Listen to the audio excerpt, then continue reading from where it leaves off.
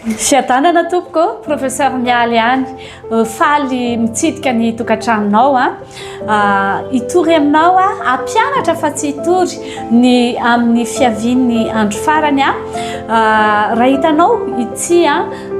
fampianarako ity dia andana aloha tadiavo ny partie 1 dia ny partie 2 fa ity fampianarako ity partie 3 amin'ilay lohahevitra hoe ireo karazana fampiakarana any an-danitra ny fiangonana karazany telo izay resantsika na ataontsika amin'ny teny frantsay dia atao hoe les 3 types d'enlèvement de l'église. Ampianatra anao efa nampianariko anao ny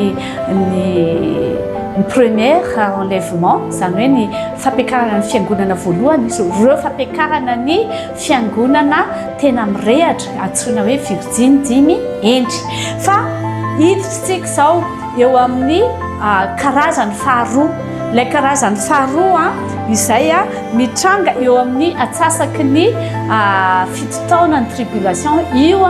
ilay enlèvement antsoina hoe enlèvement mi-tribulation mi-tribulationniste moa zany ny olona mamino an'io io le fantatritsika mahazatra atsika ilay Jesosy midina amin'ny rahony lanitra dia mijanona eo amin'ny rahony lanitra avy any ambony any izy midina dia mijanona eo amin'ny rahony dia miandry atsika tsika miakatra avy etỳ tany miakatra indray dia tsenainy eo amin'ny rahony lanitra io mitranga eo amin'ny atsasaky ny tribulation telo taona sy tapany tena zava-dehibe ny ahaizantsika an'izay hoe telo taona sy tapany tsy maintsy midina eny amin'ny rahony lanitra ny tompo aka ny olony iny zany mba ray androny Jesosy iny tena an Seigneur Jésus Christ iny ray andro tsy fahatezerany iny fa fifaliana fandreseny Kristy tompo iny ary dia tonga mihitsy Kristy tena misy tena hoe frérehana amin'ny Kristy mihitsy manasa an'ireo olona izay olona karazana hoe témoin nahitan'i Jesosy hoe ampisehovan' Jesosy ireo ny vokatry ny asako tetỳ tany ireo olombelona nanaika reo dia iny zany mba fifalian'ny tompo iny dia tena okantsika afantatra hoe ataovy izay idirantsika amin'iny fifalian'ny tompo ray andro fotsiny ao anatin'ny fito taona fahoriana lehibe misy ray andro eo amin'ny atsasaky ny fito taona sy tapany ho avy Kristy ho avy am-pifaliana izy dia tsika koa ho avy am-pifaliana ho ampiakariny hitsena anazy tena tsara ho fantatrao zay ny fito andro taona fangidiana dia c'est la colère de Dieu le Père tezitra be mandritra ny fito andro dia midika hoe fito taona izay fito andro zay fa Jesosy kosa ray andro tena n'izay fito taona fahoriana be amin'ny olombelona zay tena fifaliana ny ionany amintsika asa raha mba fantatrao zany hoe rendez-vous amin'ny tomponao zany amin'ny Seigneur Andriamanitra ane izy tsy akama zany ataoko entre guillemets tsy akama zany izy fa fotoana fampisehoany maha Andriamanitra azy io fotoana io dia aoka hiomana fa betsaka ny voafitaka amin'ity mieritreritra hoe sakaiza ny tompo izy ve tsy amelieloka anahy mamely izy mamely izy raha amin'izao fotoana izao fa raha ataontsika fanahinina foana le manao eloka dia tsy amela ntsony izy ary tena mampianatra anao andro fitsarana io andro io ka mino fa tsy le mamela eloka no fotoana hitsenan'ny tompo atsika fa ilay hoe nakatoa obéissance mino ianao fa zany no atao rehefa mijuge za mpampianatra fa rehefa tonga ny fotoana fitsarana ny mpianatra tsy miangatra ntsony fa tena izay mahay ny mahazo nody tsara dia izay tsy mahay dia latsaka ny notiny dia Jesosy mbola mpampianatra lavitra no iza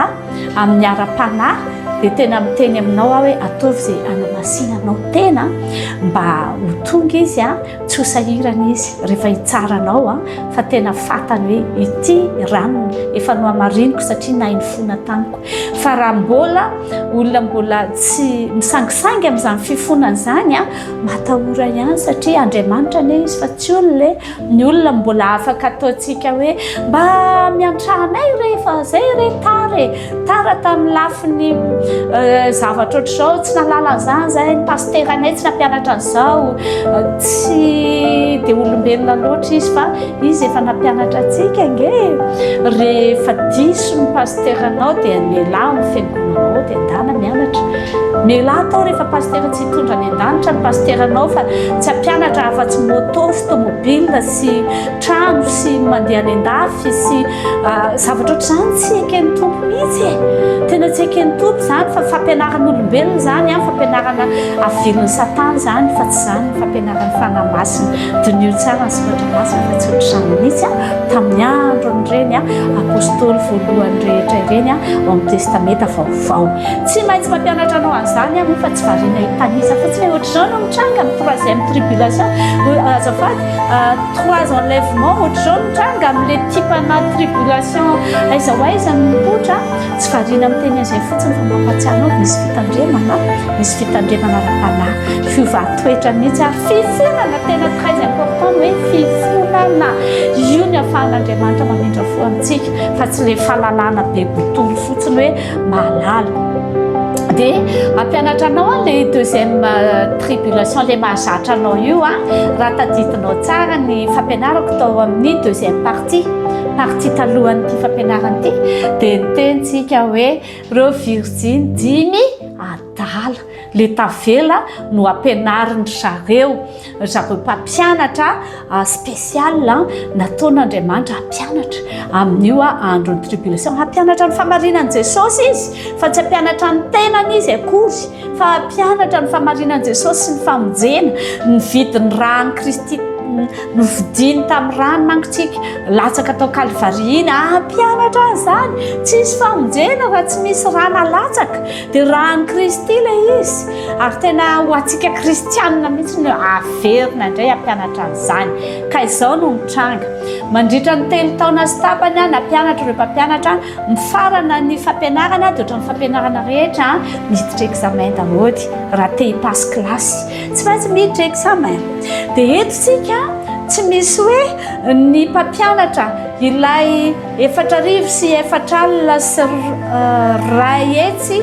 no ampanao examen tsy ny olombelona mampanao examen ka fa vita ny aditiny zareo tamin'ireo karazana olona virgine adala nandritra ny 3 taona sy tapany vita dia tonga dia midiny Jesosy makeny amin'ny rahoany lanitra dia miandry an'izay hiakatra avy ety amin'ny tany manidintsika ity nofo mety lo ity izany midégradé rehefa tao am-pasana tsisy lany Jesosy an'ity nofo lo ity fa ny zavatra ilaina avadiny ho tsy mety lo lasa corps glorieux fitenenana anazy amin'ny teny gasy izy dia hoe vatana tsy mety lo dia afaka mandehandeha miriaria eny amin'ny rivotra miditra aty anatin'ny tranon'olona te hiditra ao efa hitantsika jereo nge ry Filipo tadidinao ve ry Filipo le teny amin'ny avy ny ravany angona dia nalefa ny Jesosy ndana nge jereo le tandapa etiopiana mianatra baiboly mianatra tenin'Andriamanitra be ao anatin'ny voatiry iry amin'ny lalana andeha ho an'ny Etiopia izy efa hivoaka ny tanàna dia najereo tsara ndana ozy izy ny tompo andana io ampianary fa tsisy nampianatra dia lasy Filipo nandeha amin'ny fanahy Filipo fa tsy hoe nandeha niazakazaka be ny nofony tsy manao pointy ohatra antsika hoe mirifatra be course vitesse fa nety mifanahy dia nalaza tonga dia aingana be any amin'ny toerana ama kilometra maro nge iny mitondra amin'ny fananazy vetivety dia tonga teo amin'ilay voatiry izy ohatra ohatran'izay koa nisy hery mitondra amin'ny fanahy ohatr'izay koa Eli tamin'ny andro nandatsaka orana miazakazaka be izy dia midépasseny voatiry hoentina soavaly be da be midépasseny ndety mifanahy izy dia amin'io fotoana io tena hoe tsy hoentin'ny fanahy intsony ilay olombelona fa tonga dia hoentina izy nivadika fanahy mihitsy izy dia lasa fanahy izy dia lasa corps glorieux izy dia manidina tonga dia miakatra makany amin'ny Jesosy miona eo amin'ilay rahona endrasan'i Jesosy azy fa tahaka tsara Jesosy namidina eo dia tsy hoe fiaviany faharoa. Non, tsy fiaviany faharoa mihitsy izay. Tsy fiaviany tompo faharoa, tsy hisy antony hikasihan'ny tompo an'ity tany feno gera feno loto ity, fa miantona eny amin'ny raha lanitra izy. Eny no madio dia eny izy no mijanona miandry antsika. Fa isika izay Virginy 5 endry adala lasa endry ny tiako tenenina, velona izy dia adala lasa endry, ireo isika ireo lasa endry dia ampiakariny. Izy zany dikany hoe endry dia efa lasa masina eo anatrehantsika, satria ny fahamasinantsika no ahafahany miaraka aminy. Dia tonga eny izy tonga eny tsika dia miona be dia efa avy eo moa tsika hoentiny any amin'ny fanasana, fampiakaram-badiny zanak'ondry. Tena invitation ngeza be, fa tadidio tsara izao teniko izao. Izay mbola velona, izany hoe ry Virginy 5 adala lasa endry, rehefa avy nampianariny ireo mpampianatra spesial, ireo Virginy ireo dia tsy tsika aloha ny miakatra voalohany, tsy ireo aloha ny miakatra voalohany eny amin'ny raha lanitra, fa izay masina noho isika aloha. Dia fantaro fa misy karazana olona antson'ny Baiboly hoe maty tao amin'ny tompo, maty talohan'ny tribulation, maty teny mpiandohan'ny tribulation koa ireo aloha ny miakatra. Misy andalana fampianarana momba an'izany misy andalana fampianarana momba an'izany ao anatin'ny Baiboly ao, ireo aloha no miakatra. Izany hoe izay maty eo amin'ny tompo, tadidinareo tany amin'ny partie 1 teny hoe za mety tsy hatratra an'izany tribulation zany intsony, izay olona mitovitovy taona amiko mety tsy hatratra nefa mety hatratra, ka raha maty aloha izay fotoana izay tsika dia tsika ny atao hoe maty ao amin'ny tompo. Dia izay maty ao amin'ny tompo izay olona mba mirehatra oatra tsika ne misy olombelona mirehatra ho an'ny tompo fa misy koa dia mirehatra amin'ny satana koa, dia misy mandray double, dia ilay mandray double sady mirehatra manompo sampony, mirehatra amin'ny Jesosy dia efa tsy izy aloha izany. Fa izay mirehatra amin'ny tompo ihany dia tsy manana andriamanitra hafa fa tsy Jesosy Kristy tompo ihany, izay ihany no raha maty tsika, mba maty antitra dia maty tsika amin'ny aretina, amin'ny zavatra mety hanjoantsika eny dia tsika no antsoina hoe maty tao amin'ny tompo. Dia misy maty tao amin'ny tompo faharoa dia tsy iza koa fa ireo olona velona tamin'ilay tribulation, niandoha ilay tribulation ilay fahoriana lehibe, dia ireo olona nanana solika fitaiza, ilay nampijerin'Andriamanitra narindra ny trano hoe reto aloha tafiditra ho isan'ny mirehatra ho anahy, ireo aloha antsoina koa hoe maty tao amin'ny tompo, satria efa tsy niaina ara-nofo intsony izy, nataony tsinitsinina ny nofony fa tena le niaina ara-panahy izy, niaina niaraka tamin'ny fanahy masina izy. Dia izay no nahatonga ny tompo hoe tonga ny grande tribulation dia nijery an zareo reto sisy ny tompo Virginy 5 endry nahalain'ny tompo ireo dia naisany any amin'ny toerana anankiray mbola ampianariko anao any ambany tendrombohitra ireo ny aisaky ny tompo mandra-pahatonga ny 3 taona sy tapany ilay eo atenatenan'ilay 7 ans. Andreo nipetraka fa tsy androany ny ampianarako anao an'izany, fa ampianatra anao an'izany, mahafinaritra ny ampianatra anao izay zavatra ara-Baiboly izay mba haiko dia izay mba nampianarin'ny tompo anahy dia mba ampianariko anao, fa izany mihitsy manko ny tenin'ny tompo hoe izay nahay dia mampianatra fa tsy kobonina ho anao rery ilay fahalalana, fa izany hoe manana vocation ampianatra daholo izay kasihan'ny fanahy masina ao amin'ny fampianaran'ny tompo ao, fa tsy afaka amihana an'izany ho anahy rery fa tena ampianariko anao, satria mba nahazo maimai-poana dia ampiakarina zaraina ho anao maimai-poana koa izay zavatra iray. Ka izao ny tompo dia manana fandaharana amin'ireo hoe iza ireny miakatra voalohany eny amin'ny raha lanitra,